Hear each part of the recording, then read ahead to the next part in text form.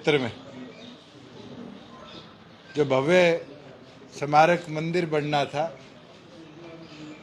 उसकी जल्दबाजी में नींव रखी जा रही।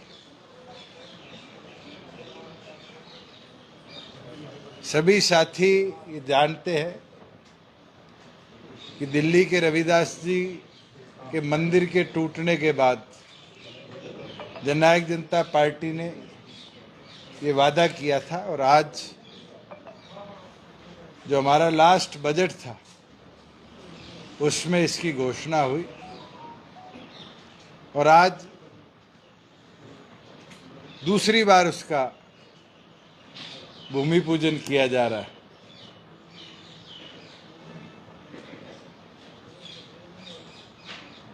संगठन की जहां बात है, रैली के अंदर तो आप सब ने हर व्यू पॉइंट पर बात सुनी थी। मैं दो तीन चीजें जरूर कहना चाहूँगा कि कल सभी जिला अध्यक्ष, सभी सेलों के अध्यक्षों से हमने चर्चा करी, और आज अम्बाड़ा और कुरुक्षेत्र लोकसभा के साथियों के साथ भी चर्चा करी, और अगले 4 दिन में बची 8 लोकसभा को भी हम कवर करेंगे, और आगे लोकसभा के अंदर पूरी तैयारी के साथ जैसे डॉक्टर अजय सिंह चौटाला आदेश देंगे पार्टी उतरने का काम करें। और मुझे खुशी है कि हर वर्कर के चेहरे पे वही जोश, वही रौनक है जो पार्टी फॉर्मेशन पे थी, विधानसभा चुनाव में थी या उसके बाद। और इनके सहयोग से पहले से भी ज्यादा ताकत के साथ लोकसभा भी, विधानसभा भी जननायक जनता पार्टी लड़ने का काम करेगी। और मैं नई सरकार से ये आग्रह करता हूं कि एक विषय बड़ा महत्वपूर्ण है आज के दिन में। जो पिछले दिनों ओलावृष्टि हुई थी, उसकी हमने गिरदावरी की एक्सटेंशन करी थी 15 तारीख। आज शाम को गिरदावरी की रिपोर्ट सारे जिलों से आ जाएगी। मेरा नए मुख्यमंत्री से ये आग्रह है, क्योंकि महकमे तो अभी तक किसी को दिए नहीं, तो सारे उन्हीं के पास है, कि इमीडिएटली जैसे हम करते थे गिरदावरी रिपोर्ट के अनुसार, इमीडिएटली कोड ऑफ कंडक्ट से पहले जितने हमारे फार्मर्स को क्षति हुई थी, क्षतिपूर्ति पोर्टल पर उनने रिपोर्टिंग करी थी, उनको मुआवजा अगले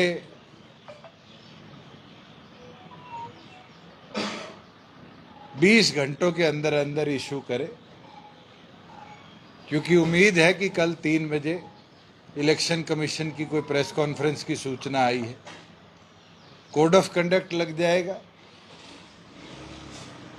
हमारा वो पीड़ित किसान जिसकी फसल को क्षति हुई है, उसको फिर 2.5 महीने से ज्यादा का इंतजार करना पड़ेगा।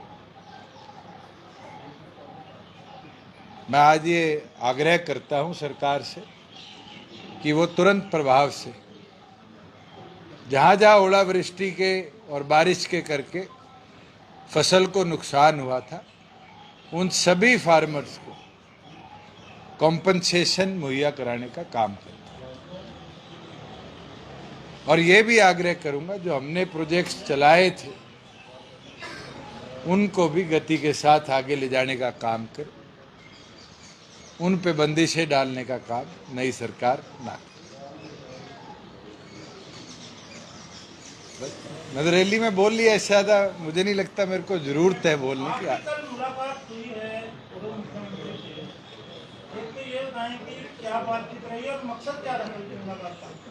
मेरा बड़ा अच्छा अनुभव 4.5 साल का रहा है। हमने कोई इशू हो तो प्रदेश के हित के लिए फैसले लिए, कभी हमारी लड़ाई नहीं हुई। और आज वो भी उस पद पे नहीं है, मैं भी उस पद पे नहीं हूं। उम्र में भी वो मेरे से दुगने हैं। मैं 35 का हूं, वो 70 के हैं।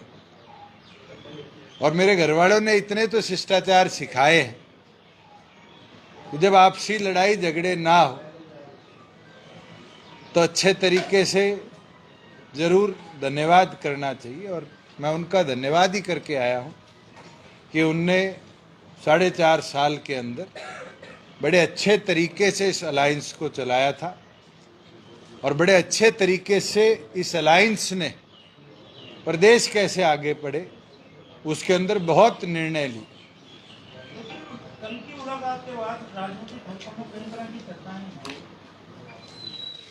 अब चर्चाएं तो 4.5 साल से आप भी करते थे, टूटेगा टूटेगा, और मैं आपको कहता था जिस दिन टूटेगा आपको भी नहीं पता चलेगा।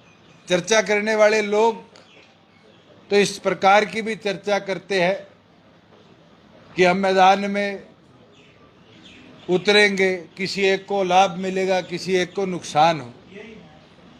राजनीति के अंदर लाभ किसको होगा, नुकसान किसको होगा, ये मैं और आप तय नहीं कर सकते, ये वोटर्स तय करते हैं। हमने जब पार्टी बनाई और लोकसभा में 7 सीटों पे उतरे तो 7 लाख वोट आए थे। विधानसभा में गए तो बढ़कर 15% हो गए, और उसके बाद हम अलग अलग चुनावों में उतरे, मिलकर उतरे, अलग निष्कर्ष आए। पर मुझे खुशी है, 2 लोकसभा के साथियों से मैंने चर्चा करी है। हम इस लोकसभा चुनाव को भी आगामी विधानसभा को मद्देनजर लड़ते हुए ही चुनाव को लड़ेंगे। अगर हमें हर सीट पे फोकस लड़ना पड़ेगा तो हर सीट पे फोकस लड़ेंगे। 9 विधानसभाओं से एक लोकसभा हरियाणा की कॉन्स्टिट्यूट होती है। हमारे जो 90 भविष्य के उम्मीदवार हैं उनकी भूमिकाओं पर लोकसभा का चुनाव लड़ने का काम अभी चर्चा चल रही है। 2 लोकसभा क्षेत्र के साथियों से चर्चा हुई है। बची हुई 8 लोकसभा को हम अगले 4 दिन में कवर करेंगे। उसके बाद पार्टी की पीएसी के आगे हम अपनी रिपोर्ट भी रख देंगे। जो निर्णय संगठन की लीडरशिप का होगा उसके ऊपर काम। 5 एमएलए आपके 5 एमएलए के खिलाफ नजर आ रहे हैं।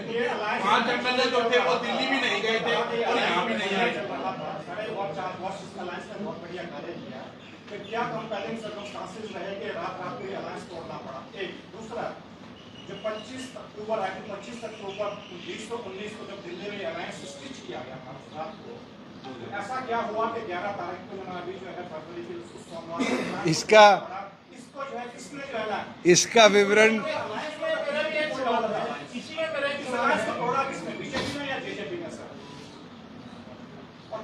मैं आपको एक चीज बड़े अच्छे तरीके से कह सकता हूं कि हमने जो आखिरी एनडीए की हमारी चर्चा की मीटिंग हुई थी उसमें भी ये विषय रखा था कि 5100 रुपया पेंशन कर दो।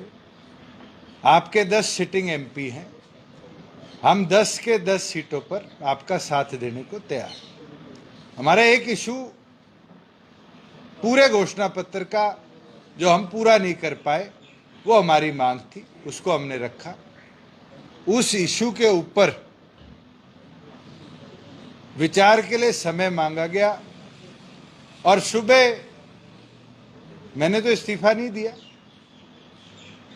क्योंकि सीएम रिजाइन करते हैं तो पूरी कैबिनेट रिजाइन हो जाती। मुख्यमंत्री जी ने रिजाइन किया, बीजेपी की बैठक हुई, सरकार वो पहले भी अकेले बना सकते थे, अब भी बनाई है। उस समय उनको हमारा सहयोग चाहिए था, उनने लिया। आज उनको लगा कि हम अपने दम पर बना सकते हैं, उन्हें बना ली। मेरे पास जो सुविधाएं थी विद इन आवर्स मैंने भी सारी रिटर्न कर दी। मैंने तो चीफ सेक्रेटरी को भी लिख के भेज दिया कि ऑल्टरनेटिव अकोमोडेशन मेरे को दे दी जाए।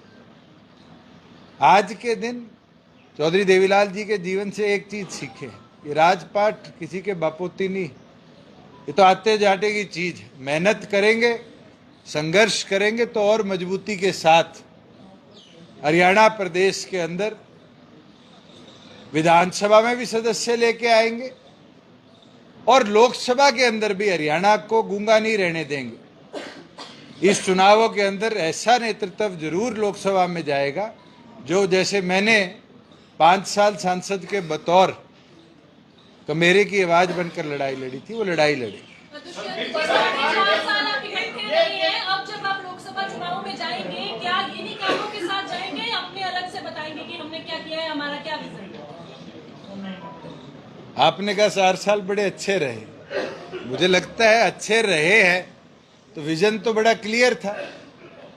हरियाणा को आधुनिक बनाया। मैं तो खुशी के साथ कहता हूँ 20,000 किलोमीटर इतने छोटे प्रदेश में हम 4 साल में रोड नेटवर्क दुरुस्त कर पाए। 9,000 के टेंडर फ्लोटेड है।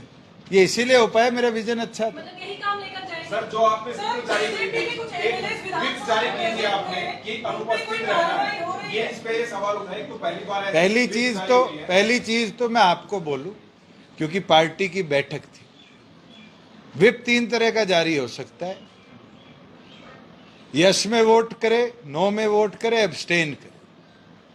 जब पार्टी को सूचना मिली उससे पहले सेशन की हमने पार्टी रैली तय कर रखी थी हिसार लोकसभा, तो हमने सबको कहा एब्सटेन करें। दूसरी चीज है, हमारे 10 के 10 मेंबर्स ने एब्सटेन किया। 5 लोग जो यहाँ मौजूद थे उनको जो कार्रवाई संगठनिक तौर पे होनी है वो सरदार निशांत सिंह जी करेंगे। विधानसभा के तौर पर, लीडर के तौर पर अगर वो व्हिप का उल्लंघन करते तो मेरी जिम्मेवारी थी, मैं जाकर उनकी सदस्यता के ऊपर एक्शन लेता। तो विधानसभा लेवल पे कोई कार्रवाई नहीं, पार्टी लेवल पे कार्रवाई हो सकती है, विधानसभा लेवल पे नहीं होगी। एमएलए मेंबर के तौर पे नहीं आपको लगता है उल्लंघन हुआ है? वोट से एब्सटेन करने के आदेश थे, वो एब्सटेन हुए। पार्टी ने जो कार्रवाई करनी है, और मैं तो देखो सच्ची खरी बात बोल दूं, जो हमारे विचार के थे और जो हमारे साथ लंबे समय तक रहे वो आज भी खड़े। और आपने शायद मेरा इशारा विधानसभा सेशन के दौरान नहीं समझा। मैंने एक बात कही थी, मैं कहा मौसम आ गया, कहीं आएंगे कहीं जाएंगे, और ये चीज पूरे देश में आज के दिन हो। मैं क्यों अभी बजाऊं? आज भी सेशन होगा तो मेरे पास व्हिप की ताकत है, पार्टी के आदेश अनुसार ही कार्रवाई होगी। ऑर्गेनाइजेशन लेवल पर क्या एक्शन लिया जा रहा है? देखो, निशांत सिंह जी आपको इसके बारे में बेटर ब्रीफ कर पाएंगे क्योंकि स्टेट प्रेसिडेंट वो है। एक सेकंड। दूसरी चीज है, आज के दिन प्रदेश के अंदर या देश के अंदर विधायक संगठन से बनते हैं, संगठन विधायकों से नहीं बनता। और ये दौर हमारे परिवार ने 4 पीढ़ियों तक देखा है। यही पड़ोस वाला एमएलए हॉस्टल था, गयालाल जी पाइप से उतरे थे और भजनलाल जी के साथ सरकार में और विधायकों को लेके चले गए थे। हमने तो 4.5 साल मजबूती से प्रदेश के हित में काम किया, सरकार चलाई। अब कोई अपनी भावना, अपनी इच्छा से कोई राजनीतिक फैसला लेगा, मुझे नहीं लगता हम उसको रोक भी पाएंगे। मगर सेशन में भी कहा भूपेंद्र सिंह हुड्डा ने, दीपेंद्र सिंह हुड्डा बाहर भी कह रहे हैं, जहां भी संबोधन उनका हो रहा है कि ये तो फिक्सिंग मैच हुआ है, वोट काटने के लिए अलग अलग हो गए और उनकी जिस तरीके से अलग अलग हुआ। चलो, क्या रिएक्शन है शुरू की इस बयान? हुड्डा साहब से ये बयान दिलवा दो कि मैं उनकी मदद कर दूं। क्या हुड्डा साहब कहेंगे मेरी मदद कर? आरोप लगा रहे हैं। आरोप लगाना बहुत आसान है। आज के दिन पॉलिटिकल पार्टी इसलिए बनती है कि जनता की आवाज को उठाए, जनता की आवाज के ऊपर काम कर पाए। जननायक जनता पार्टी कोई बीजेपी या कांग्रेस या एनएलडी या लोजपा या बसपा या किसी और पार्टी के लिए नहीं बनी। भूपेंद्र हुड्डा तो इसलिए सोचते हैं कि मैं रोहतक कैंडिडेट ना उतारूं, दीपेंद्र चुनाव जीत जाए। मुझे नहीं लगता हमारा एक कार्यकर्ता भी चाहेगा। मैं तो कल का देख रहा हूं घटनाक्रम, छोटे छोटे पार्टियों के नेता भी क्या बोल देते हैं कि ये प्लानिंग से अलग हुए।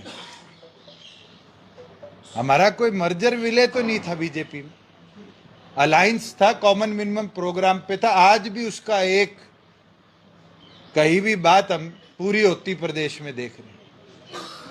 और मैंने तो अंतिम बैठक में भी ये कहा कि 5100 बुढ़ापा पेंशन कर दो। कितना पैसा लग जाता? 350-400 करोड़। क्या हरियाणा के बुजुर्गों के सम्मान के लिए मैं ये लड़ाई भी ना लड़ूं? उनने अपना सोच के निर्णय लिया, हम अपना सोच के निर्णय लेंगे। मुझे नहीं लगता कि मेरे पे कोई बंदिश है कि मैं कांग्रेस के उम्मीदवारों के आगे उम्मीदवार ना उतारूं या बीजेपी के उम्मीदवारों के आगे उम्मीदवार ना उतारूं। जेपी नड्डा और अमित शाह जी से बात हुई, आप क्या नहीं, उनने मेरे को अंतिम बैठक के बाद भी 5100 वाले इशू पर विचार कर रिवर्ट बैक करना था। और सुबह मनोहर लाल जी ने बैठक बुला ली, इस्तीफा दे दिया, तो ये क्लियर ही हो गया नई गवर्नमेंट के फॉर्मेशन का पार्ट जननायक जनता नहीं बनेगी। ये हमने बड़े क्लियरली बोल दिया। आपकी नॉलेज में था या आपको भी अचानक से ही पता चला ये सब? घटनाक्रम तो 1 साल से पता था।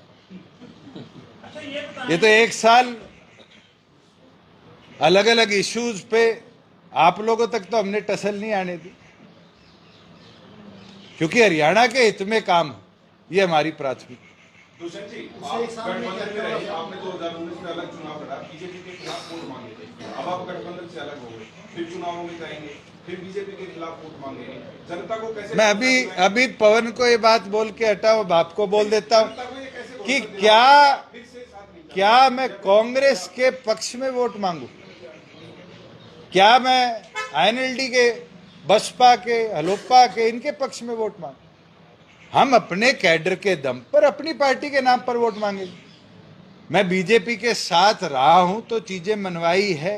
जो चीज हमने जनता के लिए घोषणा करी थी, आज 3000 रुपया बेरोजगारी भत्ता मिलता है, तो हमने कहा था आज के दिन महिलाओं को 50% हिस्सेदारी पंचायतों में, 33% डिपो में, 8% बीसी को। ये घोषणाएं हमारे घोषणा पत्र का हिस्सा थी जो हम पूरी कर पाए।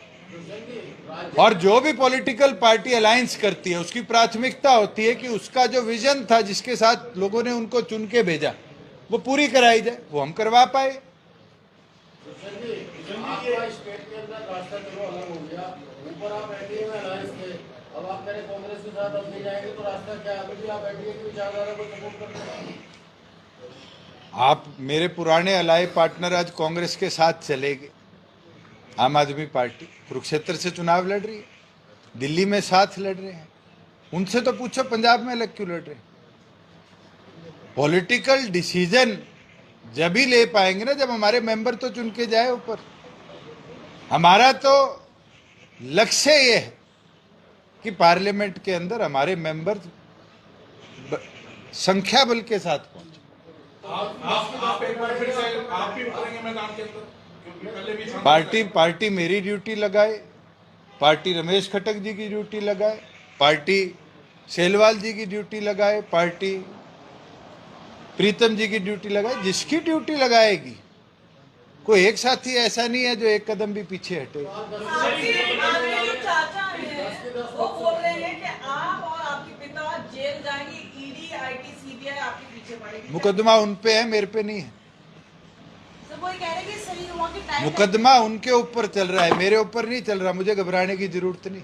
Sir, is there any possibility of postpone alliance? Is there any possibility of possibilities तो राजनीतिक में कब क्या परिस्थिति बन जाए। You were pressing for your own common minimum programs aspect, but when they have not completed, then you still. Oh, they have completed a lot, my friend. Only one issue was not completed. That was 50 and 100 rupees old age pension. मैंने तो धड़ल्ले से मनवाई है चीजें, यही असली वजह है। और मैं खुश हूं कि हरियाणा की जनता को जो वादा हम कर आए, अधिकतम वादा हम पूरा कर पाए। और मेरे साथ रिश्ते कोई 1 के 2 के 5 के नहीं है। मैं 5 साल MP रहा हूं, मेरे सारी पार्टीज के अंदर दोस्त है। ये पहले अभी मैं शुरू इससे कर चुका हूं क्योंकि अभी 8 लोकसभा को हम 4 दिन में कवर करेंगे, ये निर्णय उसके बाद। भाई उसका जवाब तो वो दे पाए।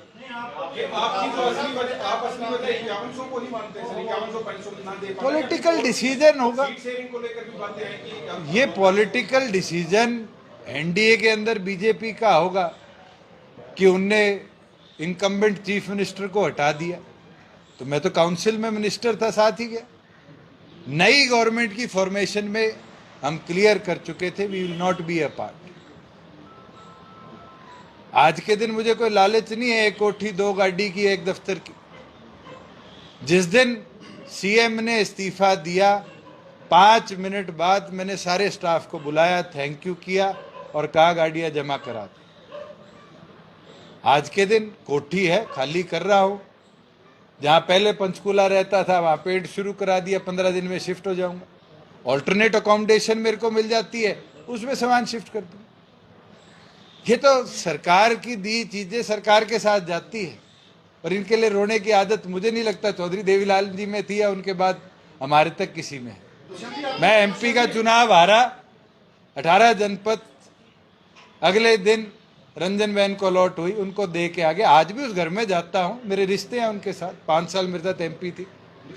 मगर कभी मैंने उनको ये तो नहीं बोला कि 2 साल 3 साल, या कभी आपने ये सुना हो कि यहाँ मैं डिप्टी चीफ मिनिस्टर बन गया और मैंने BJP को कहा 18 जनपद वापिस दे दे।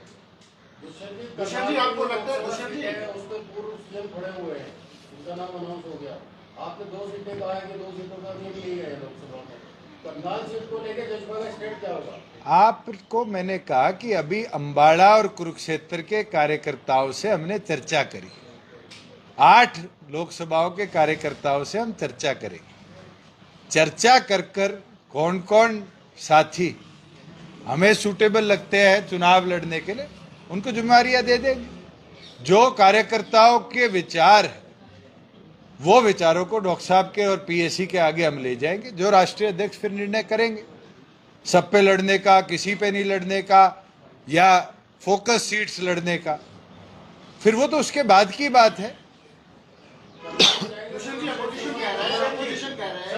एंटी इनकम्बेंसी जो थी गवर्नमेंट की, उसको चेक करने के लिए CM को रिप्लेस किया गया है।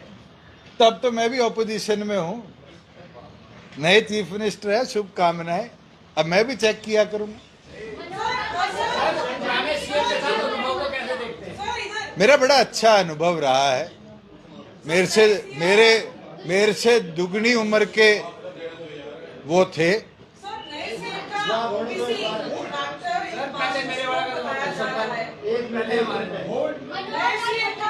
आप पहले आप दोनों लड़ लो, किसकी बात कर रहे हो?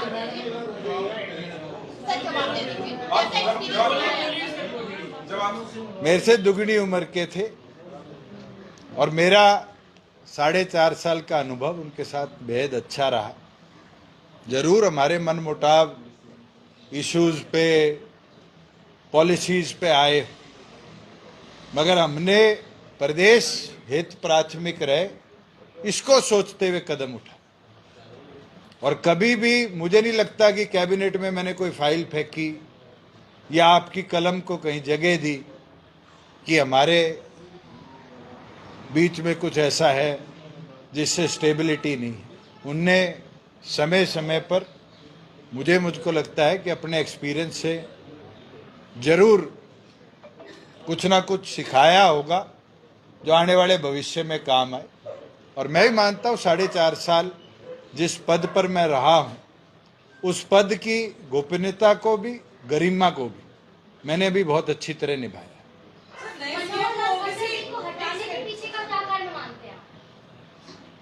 ये तो आप BJP में पूछो। आप ये अलायंस का हिस्सा रहे, आपको क्या लगता है? आपको क्या लगता है? एकदम मेरे लगने ना लगने से उनके हटने का क्या मतलब? ये तो उनके संगठन का निर्णय होगा कि उनको रिप्लेस क्यों किया है। सर, नए CM का का ओबीसी कार्ड को एक मास्टर स्ट्रोक बताया जा रहा है, अपनाया बड़ा लिमिटेड टाइम है। मैं मानता हूं कि 2 दिन में कोड ऑफ कंडक्ट लग जाएगा, 2.5 महीने कोड ऑफ कंडक्ट के रहेंगे, 2 महीने उसके बाद गवर्नेंस के रहेंगे, और इतने में विधानसभा चुनाव का बिगुल बज जाएगा। ये तो हमारे पड़ोस वालों ने भी देखा था शॉर्ट टर्म में क्या हालात हुई थी और क्या परिस्थितियां बनी थी। मैं तो ये मानता हूं जो उनको जिम्मेवारी दी है, जिस तरीके से हमने प्रदेश चला है, वो उसको आगे लेकर बढ़े। मैं शुभकामनाएं। आपने कौन से राज्य का जिक्र किया? पंजाब का, वहां पे चंद बनाए गए थे को लेकर आपने कहा। मैं मेरे बात, क्योंकि बैठक चल रही है, ये तो प्रीतम जी और बता देंगे बाद में कि इस मंदिर के जितने लोग थे जिनने शुरू में इसकी मांग करी थी, उनने भी बैठक करी थी, मगर आज किस हड़बड़ाहट में इसको वहां पर प्रस्तावित किया है, मगर हुआ है, मुझे खुशी है। और मैं पूरे समाज को शुभकामनाएं देता हूं कि देश का सबसे बड़ा रविदास मंदिर 5 एकड़ के अंदर उमरी गांव में हमने जो पंचायत से प्रस्ताव किया था, आज उसकी नींव रखी गई है और जल्द निर्माण भी शुरू होगा। आपको लगता है कि जैसे कांग्रेस ने एक्सपेरिमेंट किया था, यहाँ पे बीजेपी के साथ कुछ ऐसा होगा? ना कहूं, मेरे संगठन का विषय नहीं है तो बेहतर है। अच्छा, एक बताएं, जैसे आपने बताया कि 4.5 साल सरकार बड़ी स्मूथ चली, आपने प्रदेश के कार्य मुझे करवाए, ये भी ऑल ऑफ सडन ये झटका, मतलब कैसा लगा, कैसा अनुभव रहा? आप लोग, मैंने यहाँ करी हो, सेक्रेटरिएट करी हो, हरियाणा निवास करी हो, मेरे ख्याल से हर पीसी का क्वेश्चन ये रहता था कि कब टूटेगा, कब टूटेगा। ये झटका मुझे नहीं, आप लोगों को लगा।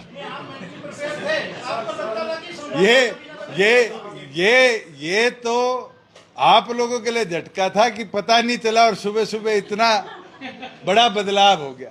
मैं तो मानसिक तौर पर पहले दिन से तैयार था, और कब तक चलेगा और कितना चलेगा ये अलायंस, आप एक बार राकेश जी मेरी सुन लो, ये अलायंस के अंदर ना 1 स्टेट, 2 स्टेट, 5 स्टेट नहीं, पैन इंडिया है।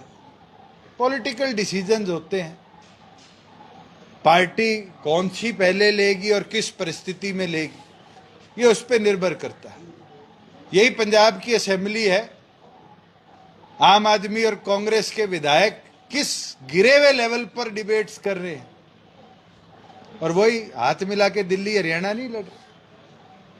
हम शायद उस लेवल पे तो नहीं गिरे, हरियाणा में अभी भी राजनीतिक पृष्ठभूमि का एक लेवल है, और मुझे लगता है मैं 35 का हूं, मेरे जीवन काल में तो उसको गिरने नहीं दूं, या मैं तो उसको नहीं घेरूंगा, कोई और घेर दे वो उसकी किस्मत।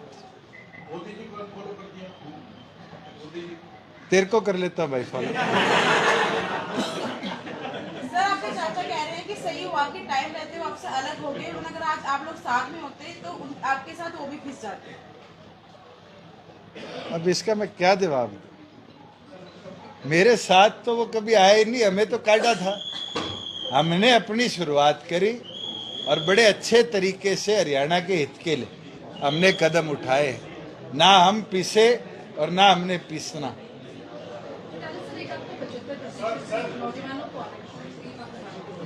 सुप्रीम कोर्ट ने ऑर्डर इशू कर दिया है, जुलाई महीने में कॉन्स्टिट्यूशनल बेंच उसकी रेगुलर हेयरिंग करेगा, और जैसे ही उसका निर्णय आएगा वो प्रदेश के युवाओं के लिए हम लागू करेंगे। वो तो एक्ट बन चुका है, इन फोर्स है, क्योंकि हाईकोर्ट ने उसको टर्न डाउन कर दिया तो हम सुप्रीम कोर्ट चले गए थे, और सुप्रीम कोर्ट के अंदर भी जहां गवर्नमेंट की तरफ से पिटीशन है, मैं भी अपनी तरफ से अब वकील की इन्वॉल्वमेंट जरूर रखूं, क्योंकि वो मेरा सपना है और उसको पूरा करने का काम है। देखो, कोई भी होगा 2029 के चुनाव में ही लागू हो पाए, और बहुत लंबी रिपोर्ट है। मुझे नहीं लगता आप लोगों को या मुझे भी समय मिला होगा कि ये रिपोर्ट पढ़ ली। मैं इसका आज भी पक्षधर हूं कि देश में एक समय पर चुनाव हो, उससे दोनों तरफ गवर्नमेंट मशीनरी का भी, इलेक्शन कमीशन का भी और पॉलिटिकल पार्टीज का भी बहुत ज़्यादा जो खर्चा होता है वो समाप्त हो। इलेक्ट्रल बोर्ड की एक लिस्ट अपलोड हुई है, ना तो किसने किस पार्टी को वो दिया है बॉन्ड, उसका कोई डाटा अभी तक हम देख पाए हैं। मुझे लगता है जितना निष्कर्ष मैं देख पाया हूं उसमें जेजेपी नहीं है। 4.5 साल राज में रहा हूं, बट मैं ये विश्वास के साथ कह सकता हूं कि हमारी पार्टी का नाम इलेक्ट्रल बॉन्ड में। Thank you.